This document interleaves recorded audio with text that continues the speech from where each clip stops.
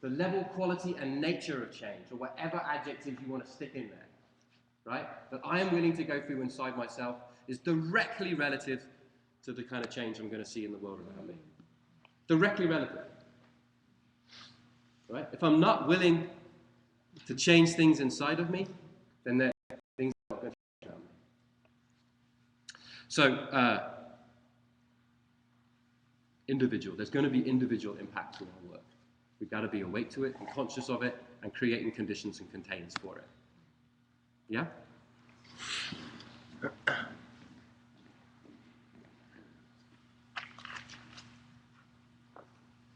Yeah, and there's something in that. There's something in that about that demands letting go, right? Like, you've got to get beyond right and wrong if you want to be in this work. Yeah. So this individual piece is like, yeah, that sounds lovely. The level of change I go through inside myself creates change out there in the world, but that actually means letting go of what I think is right. That actually means letting go of all my assumptions about people, places, values. Like, this 15-year journey of the art of hosting for me has been shedding all of my rights and all of my wrongs. Who are the right people to be working with? Who's good? Who's bad? Who has power? Who doesn't have power? Who wields influence? Who doesn't wield influence? Like, all that shit I came into this with, I've just been shedding it for the last 15 years so I can actually do the work I want to do. Yeah? So there's a really, there's something essential in this piece which is about letting go. And I'm picking them up as quickly as I let them go, by the way. I'm picking them up as I'm in a row. I'm like, uh-oh, you know. So, there's something in that. Just want to throw that out there.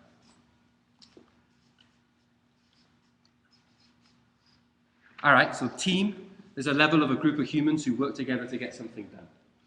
Right? So, a team's capacity to be in relationship to each other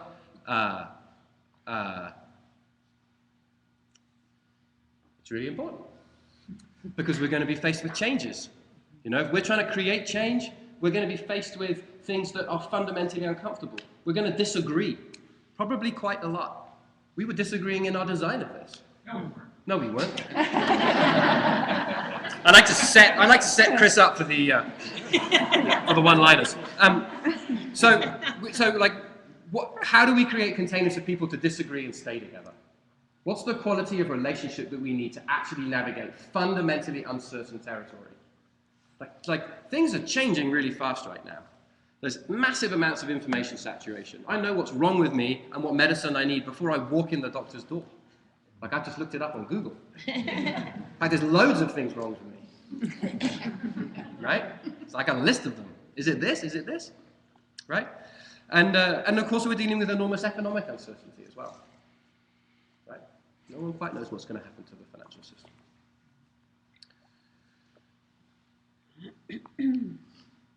So the quality of relationship we have to each other has a massive impact on our capacity to get results. Yeah? Relationships, your quality of relationship will influence the quality of result you get. And it'll influence how long your results last, bluntly. Yeah? We can get so tripped out on the tyranny of the finish line, to quote Chris, that we forget it's actually the quality of relationships that get us there and actually sustain things beyond the finish line. Yeah? All right.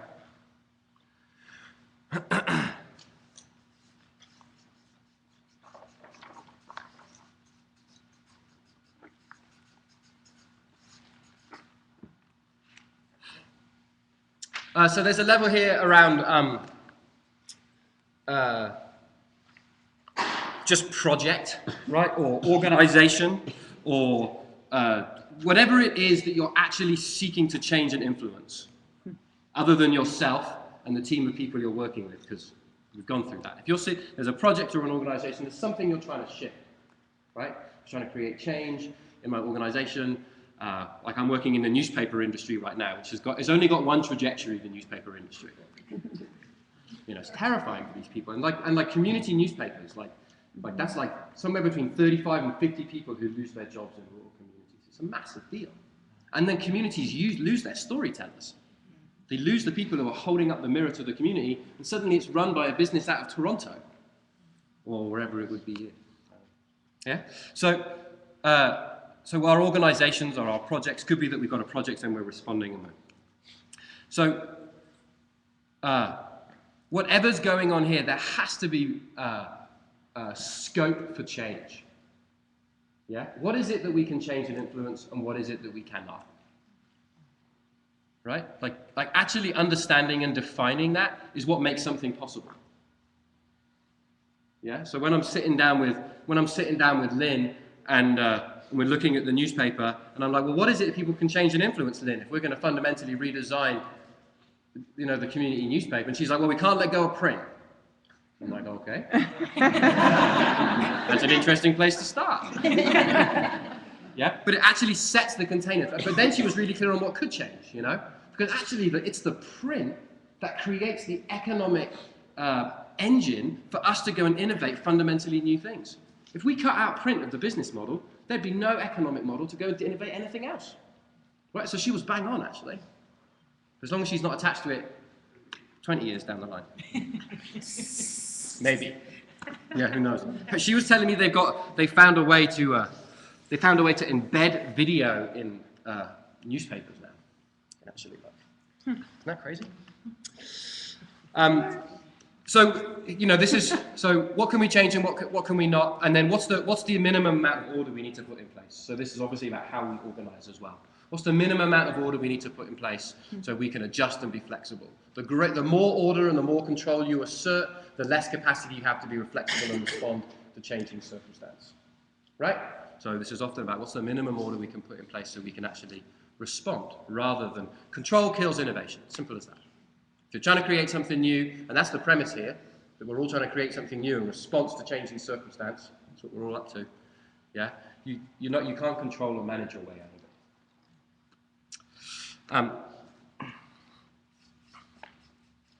And then this one's interesting, and which is just like context. So we're all operating within some kind of context, yeah? And so there's always unintended consequences, right? We think that we're changing a community newspaper, but maybe we're rewriting the rural newspaper industry. Or maybe we're just finding a way for newspapers to die gracefully. And that becomes a model of helpful newspaper death. I mean, I don't know how it's going to turn out, but there's for sure going to be unintended consequences. There's going to be unintended consequences in the community as well. I mean, one guy's lost his job already because of what came out of the interviews. We didn't go into this expecting someone to be fired. But when we did interviews across the organization, they've been ignoring it for 20 years. So there's unintended consequences to this work that have impacts both within the context of the work we're doing, but also way beyond it. And being prepared for that actually allows you to be a little more strategic. Oh, so we know things are going to come up. How are we going to respond to the unexpected as we move forward? All right? There's levels of impacts. Plan for them. Don't ignore them. They're going to be there. There's going to be impacts on an individual level, a team level, within the project and organization, and within the context. You've got to be hosting and planning and strategizing at all of those levels. Simple as that, yeah? Cool, let's have another color.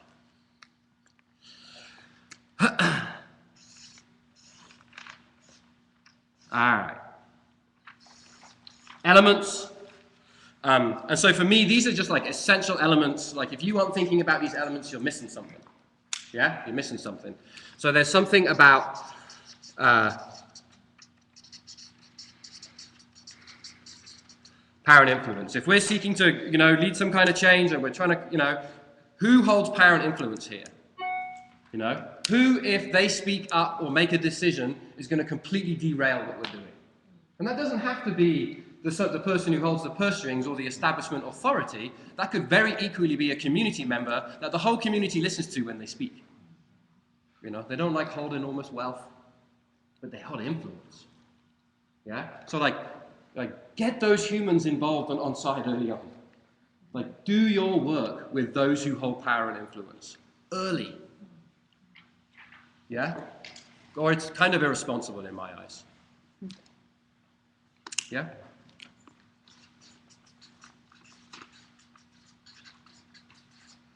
Get results. Yeah? Early on, prove that participatory approaches can get results. Prove it. Choose something where you think it's actually going to work. And do it. Doesn't matter, even if it's small. It doesn't have to be some huge thing. It'd be nice if it's high visibility and high impact. But like, you've got to prove this stuff works. It can't be like we do art of hosting trainings all the time. Like, the need to capacity build arises out of people seeing things change, seeing results get developed. Yeah? So we've got to get results and get results early. All right? Design for that, plan for that, make it part of the strategy. And it's actually getting results that can build mandate from power and influence givers. Right? So when we did the first large library engagement in Nova Scotia, we had the first event, we had 250 people in the room, we had 750 people joining online via Ustream, and at the end of these engagements, the architect, he was a Danish architect, his line was, and he's been designing public buildings all over the world, and he said, for the first time in my life, the public became my client. Right? Yeah, and so then the people from the municipality were like, for the first time in my life, I came out of a public engagement looking good. Yeah, and so like get results, because that builds mandate. And then suddenly, me and my buddies, who are like a load of small entrepreneurs doing engagement work, we're suddenly the go-to people for engagement. Oh crap, we better like develop a model and stuff, right? Right? Whoa! All right, you've got to get results. This is not theory. We've got to prove this stuff works. All right? And then the other one here is train, you know? So like, if I take the civic engagement work, for example, we've got results, we've shown it can get work, we've had major influence on massive developments in our city and on strategic interventions and on public health systems, we've got results, but what that can end up doing is building dependency on you. Oh, they're the engagement people. Or they're the hosting people, or they're the whatever people. The only way to change culture, is to train people, is to build capacity. That's what changes culture. So like, if you take the work of the engagement, I feel like we've inserted this wedge into Nova Scotian society in terms of how we could do civic engagement work here. Yeah, but there's no way that me and my mates, who are 8 or 9 people, can actually sustain or respond to the amount of work. So we have to build. The only way to make it more than just a wedge is to flood the gap with capacity. So why don't you call it build capacity? Because when I say build capacity in Nova Scotia, a lot of people's eyes kind of go blank, because it's just one of those buzzwords like innovation. And so when I say training people, people are like, oh, you train people. That's right. So in my world, and the people I'm working with regularly, that's a blunter, clearer word. Yeah. But if you prefer the word build capacity, that's what you should use. Yeah. We've got to train people how to do this stuff. That's how it gets embedded. Right? Good. And of course, all of these things influence each other, right? All of these things influence each other.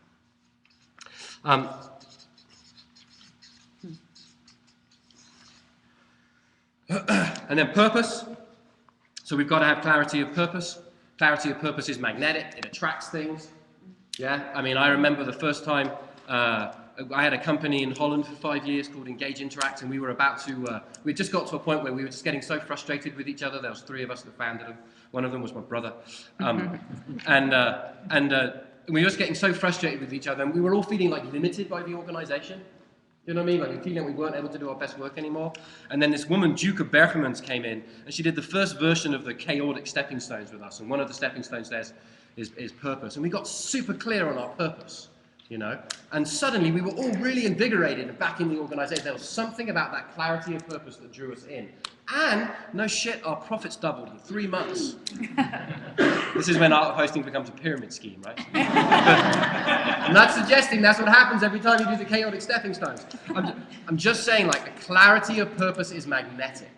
It attracts people, it attracts resource, whether that's human resource, whether that's knowledge, whatever that is. A clarity of purpose is magnetic, right? And it's going to attract all of these things. It's going to attract opportunities to get results, it's going to attract power and influence, and it's going to create the opportunity to train. What's the purpose at the center of this work? Tolka has been one of my mentors for years. He talks about it as the invisible leader. Purpose is You know, he's been so quoted on this line. But like, purpose is the invisible leader. Yeah? Cool.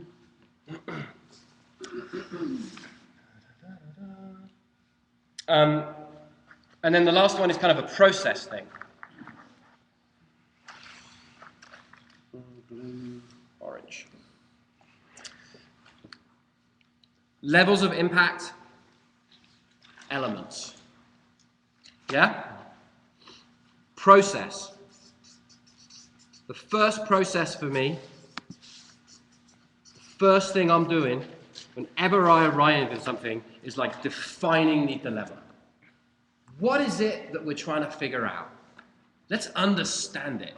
Let's understand the scope of what we're up to. What can we change? What can we not change? What is at the heart of this? Yeah? And so, like, when I moved down to Yarmouth County and we were starting the youth centre, one of the things I noticed, I just moved there from away, and I went around all these places, and I was asking, I had a big piece of land, and I was asking people, what should I do with it? And everybody had an opinion about youth, and generally the opinion was youth are the problem in the community. And then I just woke up one night, and I was like, oh my God, that's the problem. The problem is that people think kids are the problem. Right? So, like, how do we shift that? Suddenly, like, my dilemma was defined for me. You know? Oh, right, here's the kind of, like, here's the stuff we're in. So, like processes to understand and define dilemma. Understand reality. People use deep dive interviews for this, and we're going to explore with these later on today. There's all kinds of things you can do to understand and define the dilemma, define the scope of the work.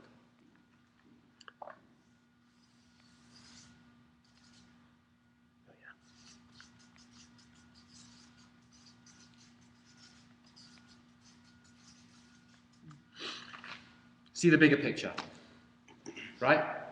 As many different perspectives as possible, right? I mean, that's the great thing. That's where the art of hosting has been so strong, I think, or at least in my work and life, is that it's able to bring together an enormous diversity of perspectives so we can see a bigger picture that none of us can see alone, right? It's kind of like at the very beginning of every cafe or event that I'm running, the first thing is like, bring all of your passion, all of your clarity, all of your wisdom, all of your insight, but don't be attached to it as the truth, or the whole truth, or the whole picture. Because as soon as you're there, you're no longer willing to collaborate or be in conversation. And what we're trying to do here is see a bigger picture that none of us can see alone. Right? Yeah? We've got to define the dilemma. What are we up to? And we've got to get together as many different perspectives as possible so we can see a bigger picture, right? And then seeing a bigger picture, that allows us to make strategic choices.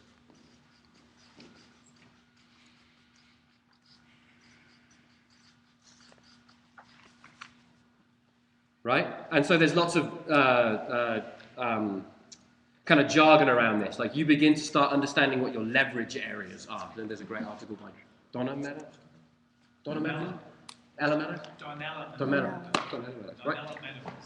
Right? So, where is it that if we took action, invested our resources, put our energy, would have the greatest yield, would have the greatest impact? Like, seeing the bigger picture actually allows us to act in a more smart, intelligent, and effective way. Right? If we're operating within silos or small groups of people or from like single viewpoints, it massively limits our capacity for strategic choice and strategic impact. The purpose of having all of these different perspectives is so that we can see a bigger picture and make smarter choices about what we do, so we can have a more effective impact. Like, that's what we're up to. Yeah? It's not just so we can all be together and be lovely and be friends. Like, that's not enough. Yeah? Though it's important. Yeah? And maybe one other thing I want to say here is, and this is like a thing, you know, and I'm thinking about this a lot, but like, my experience of, like, when we get together and we see the bigger picture, it doesn't actually change anything. It may change how you feel, because you're like, oh, wow, there's a lot going on, and that's great, and, you know, but like, breaking the silence doesn't change anything. Like, acting upon that, making choices changes things, you know. But sometimes it can be so exhilarating whoa, look at that, wow, look at this, amazing. Okay, that's completely overwhelming and exhausting. I'm now going to go back into my little hole and continue doing what I was doing before. Right? So like it's not, and I feel like, anyway, I'll get to the last one and then do that. So this is important, and I've been an exploration in my own family about this and in my own work, like breaking the silence doesn't change things. Making strategic choices and then acting changes things. Right? There's a great quote, I tweeted out the other day. One of the fellows I was working with in the newspaper sent it to me because they did their first core team meeting on their own. I haven't been working there that long. And it was like, innovation is not ideas. Innovation is the implementation of it. I loved it. I was like, that's right. Yeah?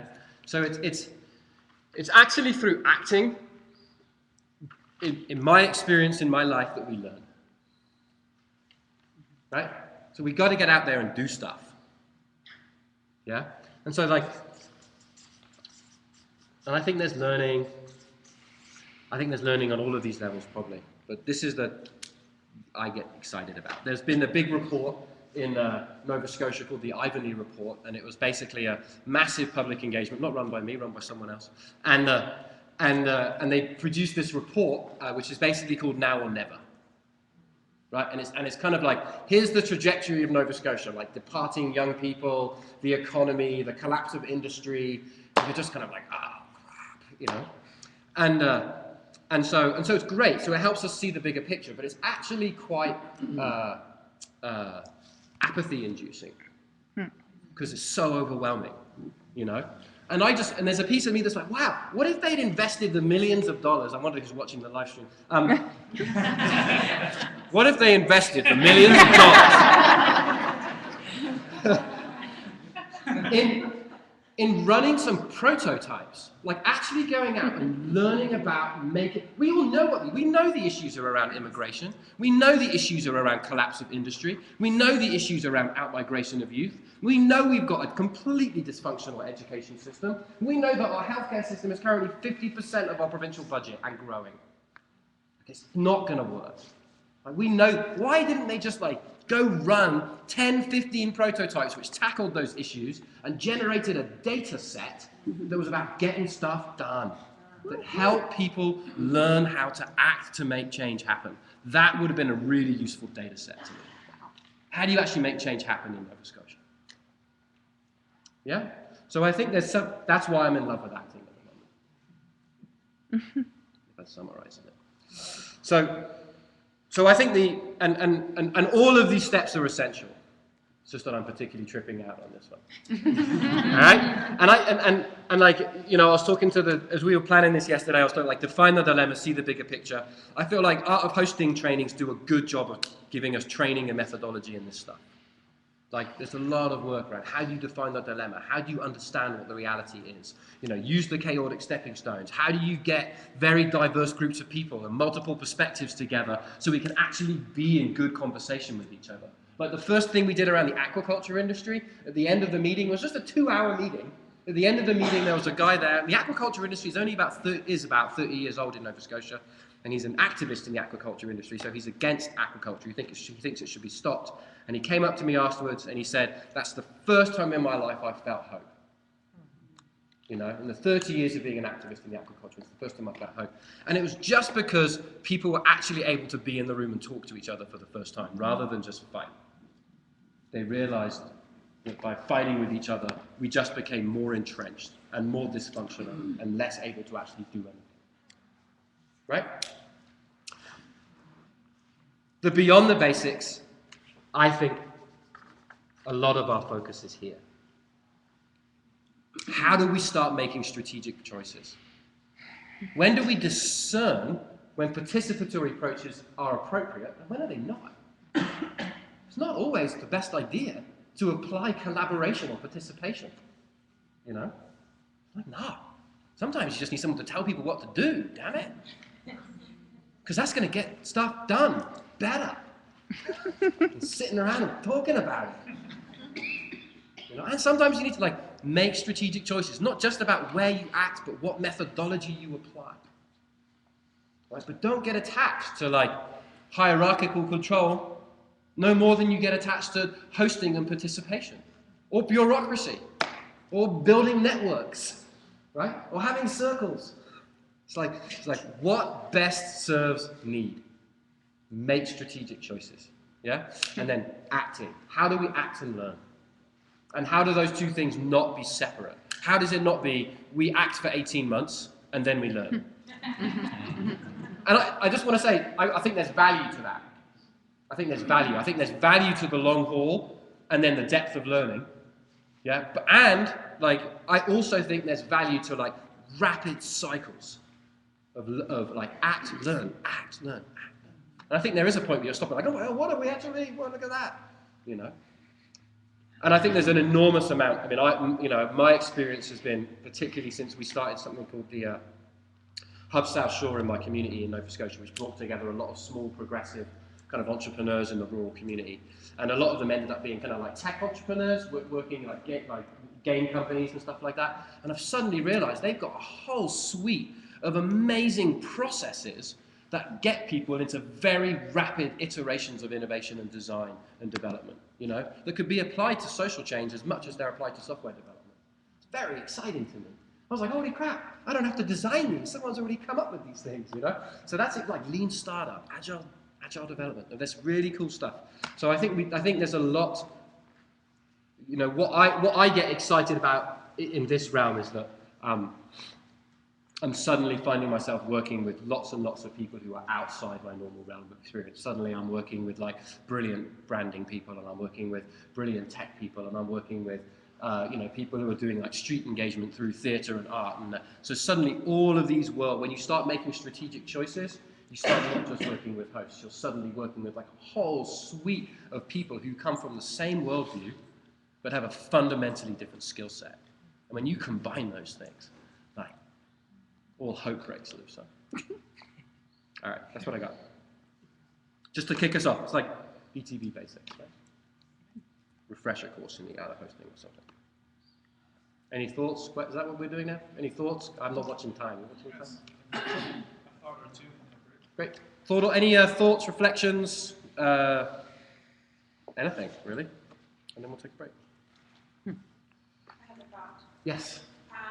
It's amazing that how you started off the conversation about how you have to do your interchange will reflect what you're able to accomplish outside of yourself. Yeah. Because I had a conversation with Gail and Grant yesterday in the evening, and I realized after that conversation that was true. So I posted that on Facebook, and I said I'm in Ohio for training, and something tells me in my soul that some wounds will be challenged and some things will be exposed about myself, because in order for me to get to the place I desire to be and to inspire and empower others, there's some things that I have to look at, because I can't teach something that I have yet to figure out for myself. So it was amazing that you started off like that. Yeah, and not only that, I just want to say, like, what I'm discovering, like, just in my own inner life, is that, like, actually going to the places that are most shameful and most dark and are, like, on the edge of, they're just, like, beyond, there's no luck there anymore.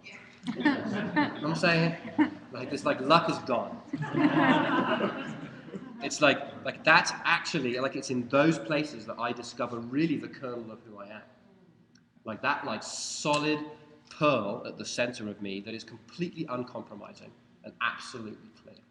And it's not in, like, the exhilaration of being with lots of beautiful people in an amazing project. It's actually in the darkest, toughest places that I get to really find out who I am. It's like that's the stuff, you know. When I'm facing the most shameful things, the things I've avoided or have despised about myself, that's change. And that enables me to do that in the world. When I can fall in love with that part of me, I can sit in the room with someone who I've considered an oppressor all my life and be in a conversation with them. But if I'm not able to do that, I can't be in that conversation, because I'm just like, there's all kinds of other stuff occupying myself. It also seems to me, it speaks to the mindset of how do you create acceptance of failure, especially with the project wrapping forward today. Yeah. And how do you be okay with that? Yeah. Because you're going to be learning skills to underpin that. I'm working within larger structures in institutions where failure isn't, you have to get it right. This implementation could protect millions of dollars. Yeah. I was gonna, like, connecting to that when you were talking about the processes that a lot of technology teams use now to fail fast. Fail quickly, fail quickly, fail quickly. The irony is that while tech teams are sometimes good at doing that prototyping, they actually don't have the social side of it, which is turning that process in on themselves and understanding how their own stuff impacts the final product as well. So I think when you talked about collaborating across disciplines or fields, borrowing processes, but also, from the tech perspective, being able to turn a personal light on that and say, yeah, you use these processes every day in your work, and you fail fast externally, right. But how do you do that internally, and acknowledging that you bring yourself into that? Okay. I love it. And there's a fella coming to the Beyond the Basics in Nova Scotia, a good friend of mine called Alistair Jarvis. He's in the middle of a game startup, and it's so exciting because he's talking about how do we embed the art of hosting practices and culture in the game startup. It's growing, it's massive, got 25 people, started with 4 people 2 months ago or something. And so they're now looking at how do we kind of combine the art of hosting practices, which are in many ways relational, with the kind of tech skills, which are really a lot about action and prototyping. And so there's something about, so I don't have answers there, but that's totally an inquiry of mine. How do we do that? And then I think that there's something about what's the metric that matters? Yeah, what is the metric that matters? Yeah, and it's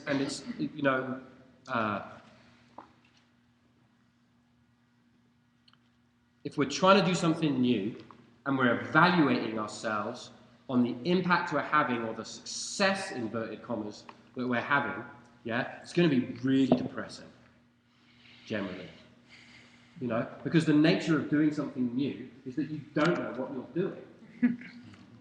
That's how you know you're doing something new, is that you don't know what you're doing. If you know what you're doing what you've done before.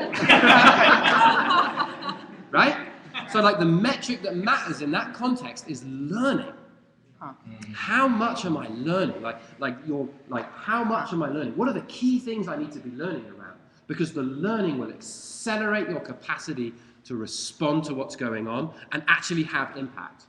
But if straight away your first metric is impact, it's just a really depressing journey being a change agent or a change leader. Yeah?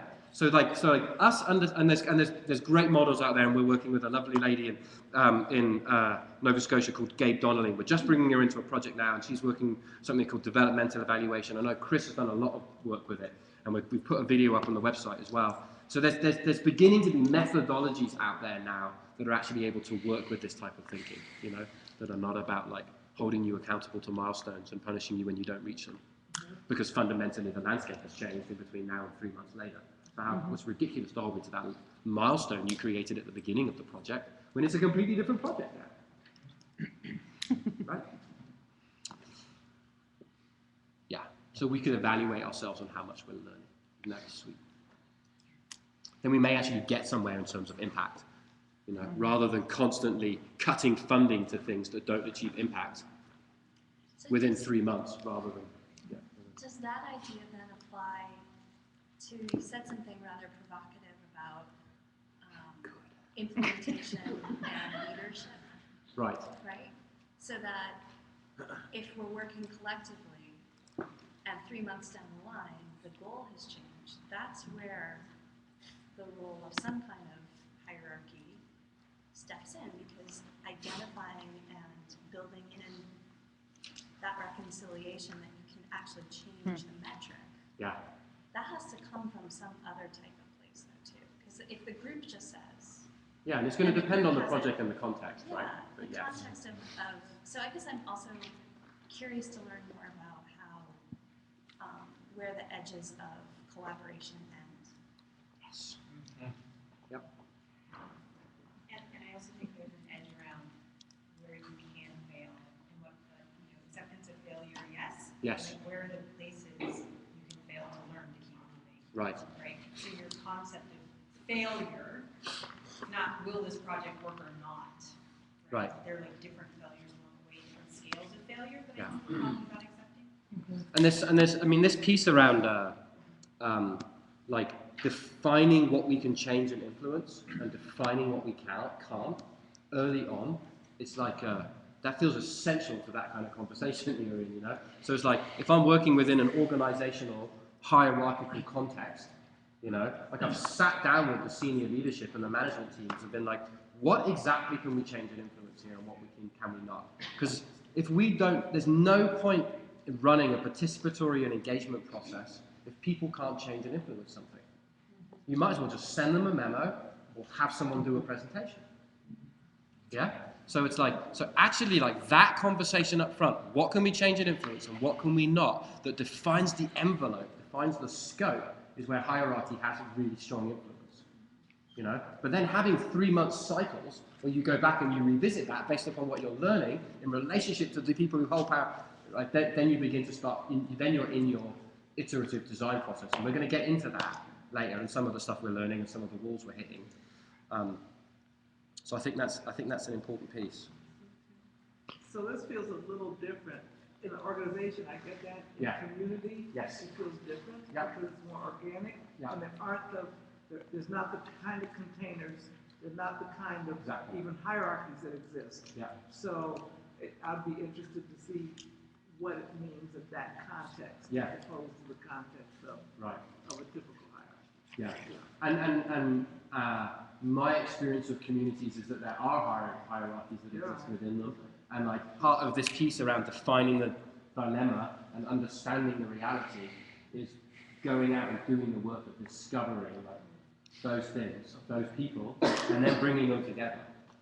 And being like, okay, so if we're going to do something in this community, like, what's the scope? What are you going to be able to support and what are you not? Because if I'm fighting you, and you're the pastor in this community, and I'm fighting you the whole way, this is not going to work. We were working on a project in Nova Scotia. It's basically the first blended use development where they've got low-income housing in the same building with penthouse suites with community space and art galleries and all this kind of stuff, you know.